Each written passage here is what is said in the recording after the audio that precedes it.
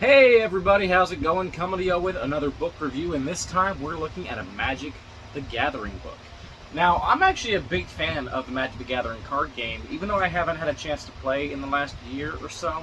I love Magic, and Ravnica is actually by far my favorite plane in the Magic the Gathering multiverse. And the War of the Spark, which is what this book is about, this is depicting the actual war itself, was kind of like Magic the Gathering's Infinity War at the end of the day. It was a big deal. You know, the storyline had been building for a decade, over a decade, leading up to Nicol Bolas, trying to regain that ancient primal godhood-like power that he had as a pre-mending planeswalker. And by the way, going into this video, if you don't know Magic the Gathering to some extent, you're not at least fairly versed in Magic the Gathering lore, I will say this book is not really pick up and read friendly. It's definitely meant for existing Lorthos type fan bases. Every fan base has its super fans, and the Magic the Gathering books are pretty much for those people, the ones who read the novels earlier on. They kind of established the rules of the universe, followed the stories on the Mothership website, read the flavor text on cards, and piece the stories together. So if you're just a casual book reader and you don't really know anything about Magic, this book and its sequel, Forsaken, are not really readable for you, unfortunately. But my point in comparing it to Infinity War, like I'm pretty sure everyone does, is that it was being built up for a long time, and as a result, a lot is expected of the book, or was expected of the book when it was new. And it doesn't deliver. I'm going to let you know right now, if you don't have time to watch this whole video, I give this book 2 out of 5 stars. It does so much wrong, and so very little right.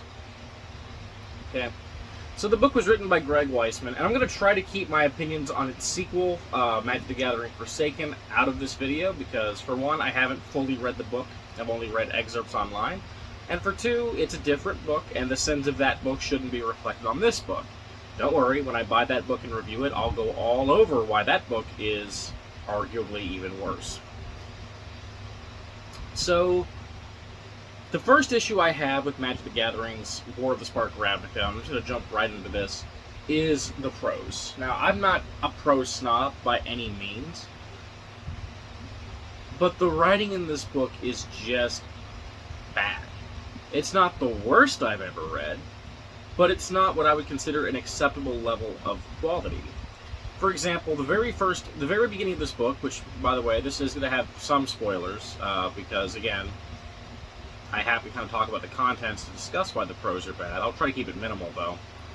The very first chapter of the book talks about a conversation between Ugin and Niv Mizzet. Ugin being Nicol Bolas's twin brother, an ancient elder dragon and planeswalker, and Niv Mizzet being the leader and founder of the Izzet Guild, and also being an ancient and powerful dragon, albeit not as ancient as Ugin or Nicol Bolas. And we jump right into this book to find that Niv Mizzet is dead. Yep, this is the official lore for the story. This is how we learn what happens in the story for this set. No Mothership website stories. And yeah, we just learned Niv Mizzet is dead because they tell us he died. We didn't get to see any giant action, any giant battle in this book. And as a matter of fact, I know that the battle between Niv Mizzet and Ugin is in Forsaken, specifically because people were so pissed off that it wasn't in this book, and that they just killed off a massively fan-favorite character, one of my favorite Magic the Gathering characters as well, off-screen. It was incredibly insulting. Like, I love Niv Mizzet. I bought the D&D figure for him, even though I don't really play D&D. And they just kill him off-screen. And that's already a big hell no in my book and in many Magic the Gathering fans' books. But then to make matters worse, the dialogue in this prelude is awful. So, I'm going to read a little bit from it. The spirit dragon, Ugin, and the dragon spirit, Niv Mizzet, literally how you find out he's dead, we're having a little chat. Now keep in mind, these are both incredibly ancient and unfathomably powerful dragons. Okay?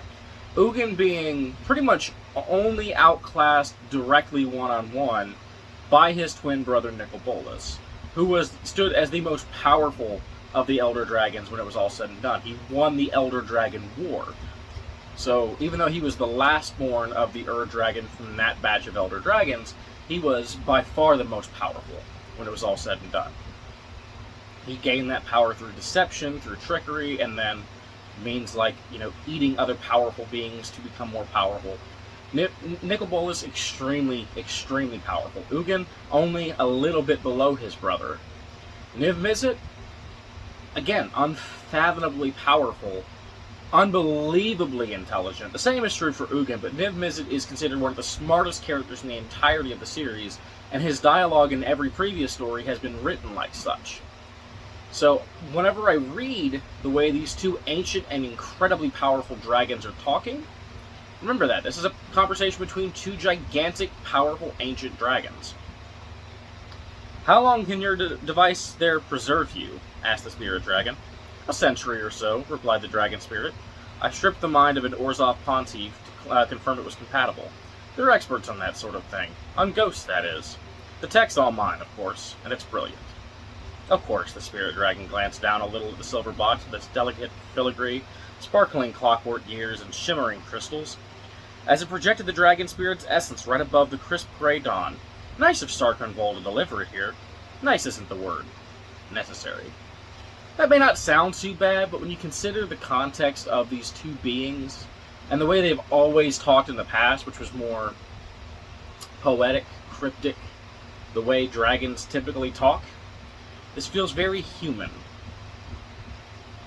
And as you read on, the conversation gets so much worse, honestly. I don't even... It's hard to explain, because to anyone who's not well experienced with the characters, there's probably nothing that sounds too bad about that little line of dialogue. But like I said, to anyone who knows the characters, it just feels incredibly off. It's not consistent with previous writing. And I know that that's often a problem in stories like this, Magic the Gathering and Dungeons & Dragons, where characters can be written by multiple people, is that different people will interpret characters differently and write them differently, which is why Jace Beleren in Magic has had, like, I don't know, 9, 10 different costumes and personalities. But it's very off-putting right from the jump. And the entire book is written pretty poorly. Characters don't really feel like themselves. There are some that do. Nicobolus admittedly feels a lot like himself. I'll give him credit for that. I'll give Greg Weisman credit where it's due. He wrote Bolus just fine.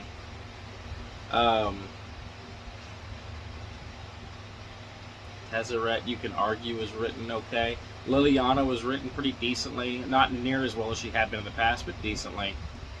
And then pretty much everyone else just felt generic and didn't really resemble themselves. And that's a big issue for me. I love the Magic the Gathering stories. I read, as I was playing for, oh god, the last 15 years now or so, I would follow all the stories in the Mothership and read them as soon as they dropped. And I was my Magic group's lore guy. I would tell everyone what happened. I would kind of chronicle them with all the stories. I loved reading the lore, then I started buying the novels and reading them, which I'm going to review more of the Magic novels on this channel, including ones that are much better than this. But this book just stands out as being exceptionally bad. And I don't mean to attack Greg Weisman. You know, I don't know how familiar he was with Magic the Gathering and these characters. I don't know how much research he did. But he did a really poor job on his interpretation of these characters because they didn't read like themselves. They read like generic fantasy character number 3. So, not a fan of that. Karn was also written particularly poorly, in my opinion. But throughout the book, there's a number of problems. For one, this is it. The entire battle, the entire War of the Spark, keep in mind, this is Magic the Gathering's freaking Infinity War, is contained in this one relatively thin book, okay? How many pages? 364 pages. To conclude a 10-year-long event. Over a 10-year-long event that had been building. Imagine if you went to see Infinity War, and Infinity War was exactly 1 hour long. And A lot of deaths weren't shown or briefly glossed over and felt cheap and unearned. And you didn't really give a damn about Thanos and his motivations because everything had to be compacted down so much and there was so little dialogue to really explain things. That's what reading this is like. It's exactly like that. Bolus's lines may have been some of the better written lines in terms of staying in character with the individual, but it was all very brief. And then we had character deaths, and I don't want to mention who, that just kind of happened. And I'm not against named characters dying, by the way. I actually think one of the biggest sins of this book is that more planeswalkers that we know didn't die, because Nicol Bolas had a beacon activated on Ravnica that drew in planeswalkers. They couldn't help but planeswalk to the plane, and then once they arrived, he turned on a device that shut up planeswalkers' ability to leave the plane off. Turned off the ability for them to planeswalk while they were there. So they would be trapped there and forced to fight in his war. There were hundreds, if not thousands, of planeswalkers there, including pretty much all the ones that we knew. And we lose about 2 named ones that we know of. And only one of them was particularly beloved in the first place. And admittedly, that character's death was pretty good. That was pretty well written. I'm not going to say it wasn't. Credit where it's due. The other character death, not so much. But the fact that we had all of these characters here in a battle against enemies that literally just have to touch them to kill them, and only 2 of our known characters died, just doesn't feel right. I mean, for the love of God, J.K. Rowling killed more named characters off in the conclusion of Harry Potter than Greg Weisman was willing to do in a freaking Magic the Gathering book. And that is wild to me, because Magic characters die fairly frequently. After this book, in later stories, we would see characters get Phyrexianized, and many of them die. And in greater numbers in a less grand conflict, where the individuals fighting them had to do more work to defeat them. Again, here, they just have to touch them. And no, everyone survives. It feels like a weird complaint, but it feels very cheap.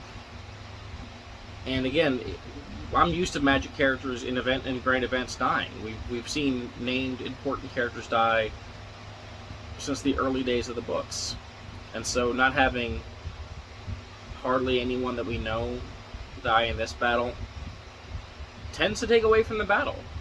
Because when you think about things like Infinity War or Endgame, some of the things that stick out the most are the character deaths.